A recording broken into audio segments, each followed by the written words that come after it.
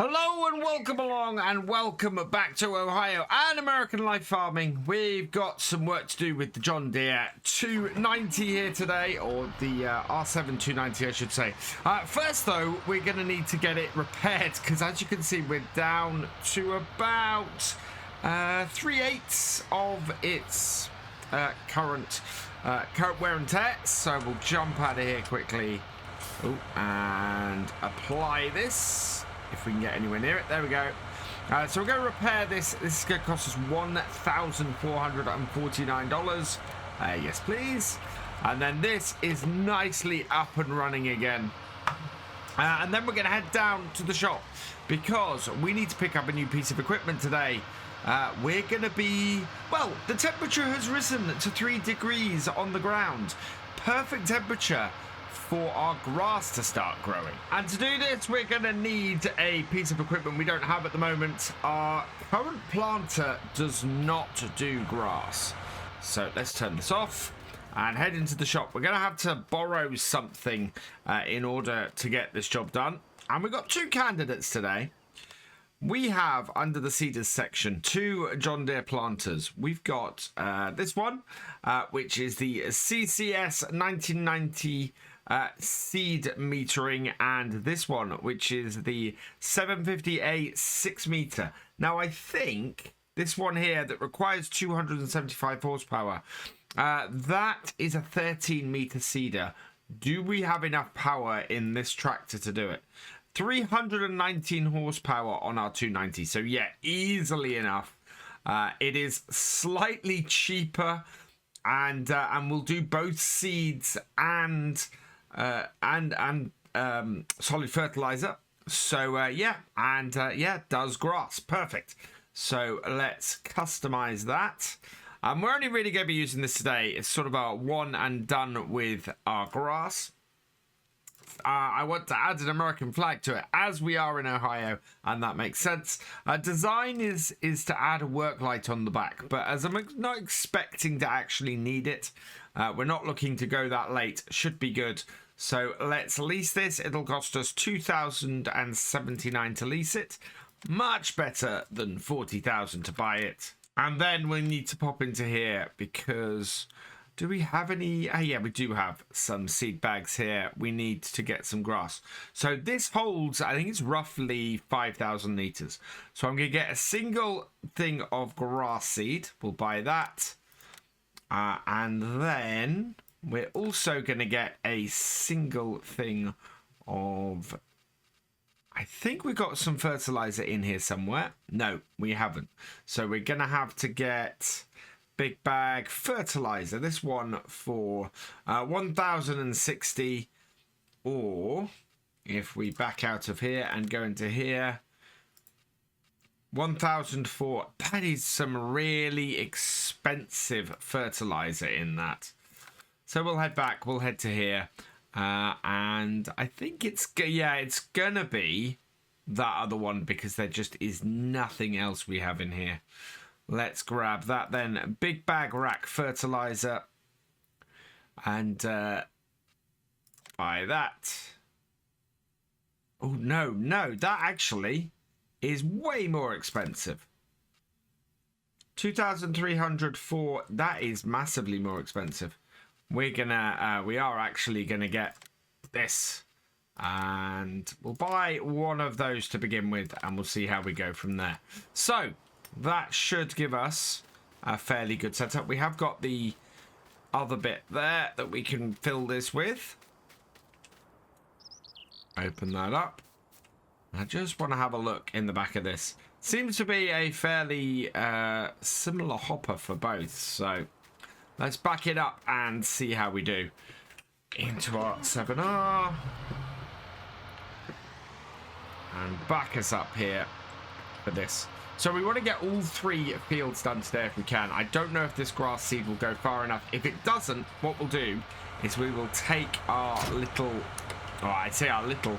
We'll take the TLX down and get that. So that is not currently marking as to fill up. Let's pull this back. Looks like that flag flutters backwards no matter what. It must have a metal pole at the front of it. And that is not refilling. Let's try this again. There's an odd error that I keep getting where stuff won't refill because of an issue I get.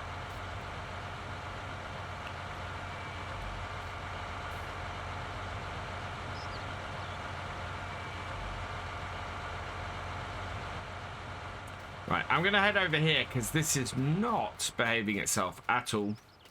We'll see if we can get the fertilizer in first. So start up the little Manitou, and hopefully getting this a bit closer will work. It is an odd one, this. Right, let's lift this up. Get it right in.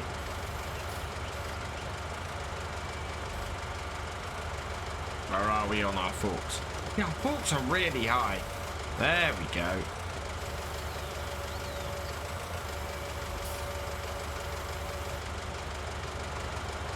Get it right up to the back. And there we are. It's actually loading it in directly from that, which is great news. Although, obviously, it's just because we got it over the top. This should hold all of these seeds. There's 2,000 litres in this. And you can see, yeah. Now, interestingly, it's only got the single bit here. So will this take multiples of seeds and fertilizer? It says it takes fertilizer as well as seed. We'll get this up there and see if it will take this. I'm thinking at this point that it's not going to. Not going to be a massive problem for us. But at the same time, not ideal. Especially as we've just spent this money on this fertilizer. Let's get this up here. And no. It looks like it's not going to take it. Right, so this will be something for later. And we can bring this... We'll go put this over the other side and out the way along with this so that it's nicely stored for later, and then we're going to head back to the farm with our tractor. So before I left the shop, I actually went and grabbed a second pallet of grass seed. We're now up to 4,200, which should work well for us. We're gonna unfold and do this field first. See how far this goes and go from there. This looks like this field goes a little bit further. In fact, yeah, it looks like it's a grass field right up to the end here. So we should get a nice little bit of overlap. We'll turn this on. We'll put this down.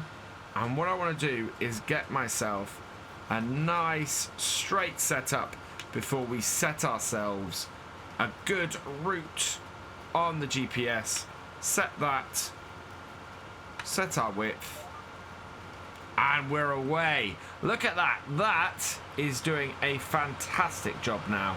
And yeah, we should get this field done fairly quickly, I think. I really love how the flag on the back of this cedar flutters as you're going along. The faster you go, the more that flutters, and that's pretty cool. I mean, now that we're stationary, it is hardly moving at all. As I said, though, it's got to be on a metal pole because it doesn't flutter the other way when you go backwards. It is just really nice little touch on this cedar, though, especially on a map like this. And down, and we've left a space around the house to do a bit of headland, and we've got some headland that we're going to be doing up this top corner of the field as well, which should work for us to do everything quite well. And I'm going to be now working my way back down into this other bit. So we worked our way out, seeding the first way, and then we're going to work our way back in, seeding this way. And the idea is that when we then get to the end, what we should be able to do is just turn around and come and get the headlands. We're probably going to have to get them from the other side of the house because of the way we're set up. But it should work fairly well. Just going to take the GPS off for a moment and back it up a little bit. Get a nice little bit of overlap. Don't want too much overlap, but just enough to mean that we're going to get everything on the field.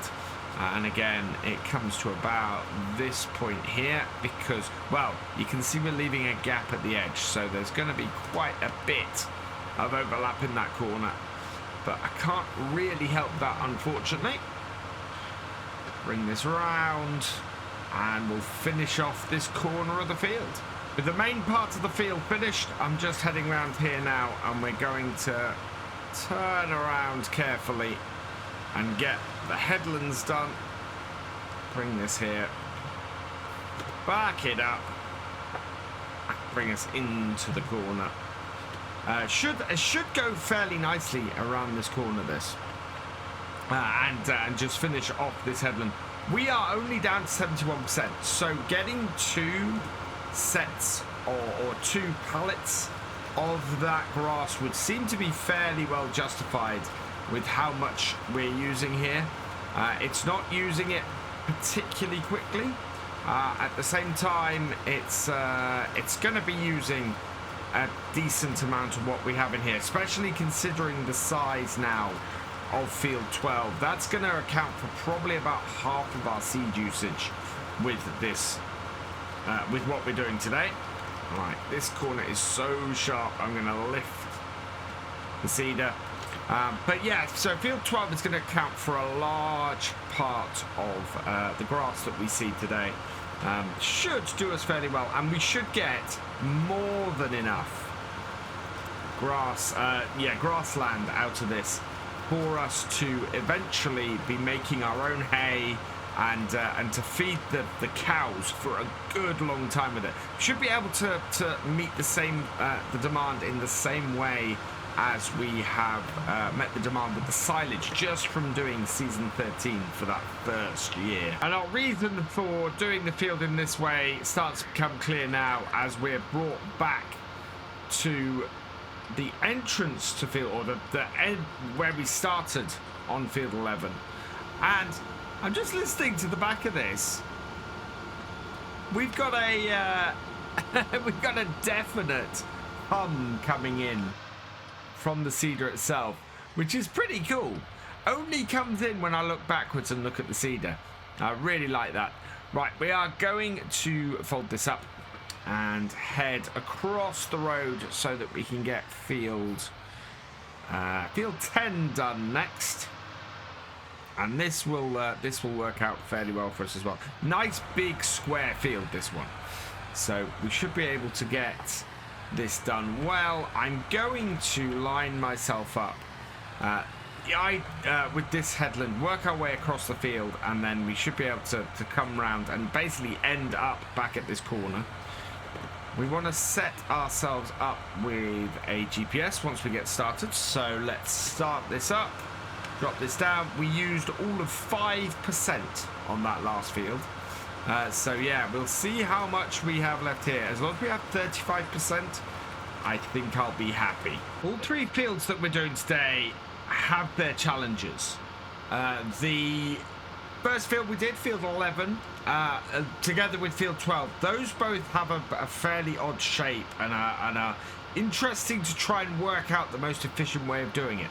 Field 10 here, this is a fairly square shape. It's a fairly easy shape to deal with, and as a result, is an easier one to try and predict where everything's going to go. The challenge is at this end here. That fence here means that we're having to make sure that we stop early enough and reposition ourselves well enough that we don't end up with this getting stuck on this hedge. Means a lot more maneuvering and back and forthing and everything every time I turn around. I'm trying to get myself in the right position, get myself lined up, and then we pull forward with this, and hopefully by the time we're back on our row and we place this down, we are nicely lined up and going. So it's a little bit more challenging in that it takes longer to do those maneuvers at the far end. At this end, the one we're heading towards now, we've actually got more space to turn, so it's a much easier turn to do.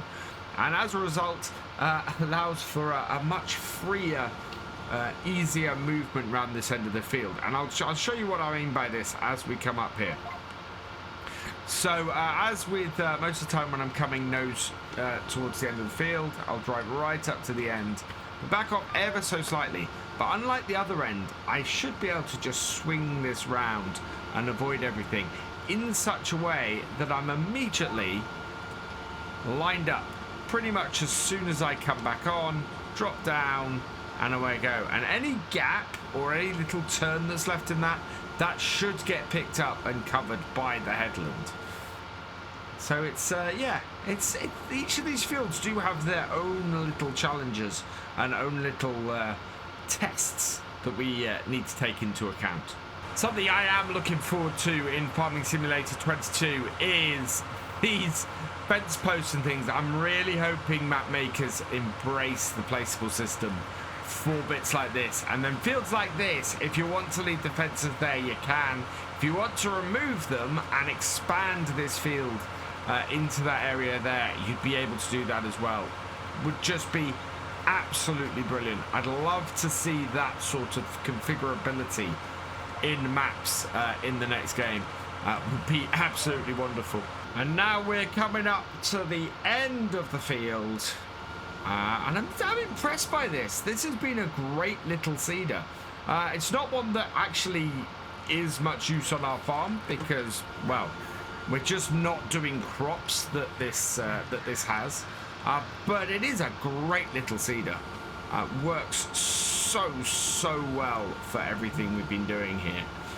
And sounds great too. I love that. I love the fact that it's got this in-cab sound effect. That you can hear it humming away behind you here while you're working. Just works massively well. Right, we just want to bring this up here, and there we go. Right, and turn it off. Fold it up. Yeah, brilliant piece of kit this. I have been trying to work out exactly why it takes fertilizer is the only thing. It definitely is labeled completely as a seeder. Doesn't seem to have a purpose beyond that. Doesn't cultivate. It's not a direct seeder or anything like that. We couldn't have done these fields directly, even if we weren't planning to put nitrogen on them first. So yeah, it's a bit of a weird one. I'm not sure what its full purpose is outside of being a seeder. And why it takes fertilizer if it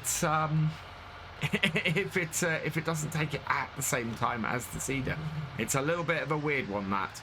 If anybody does know, let me know in the comments. I am intrigued by this piece of kit. We're now going to line it up and get field 12 done. We have 57% left of our seeds, so we are very nicely sorted for this. We shouldn't have any problems whatsoever.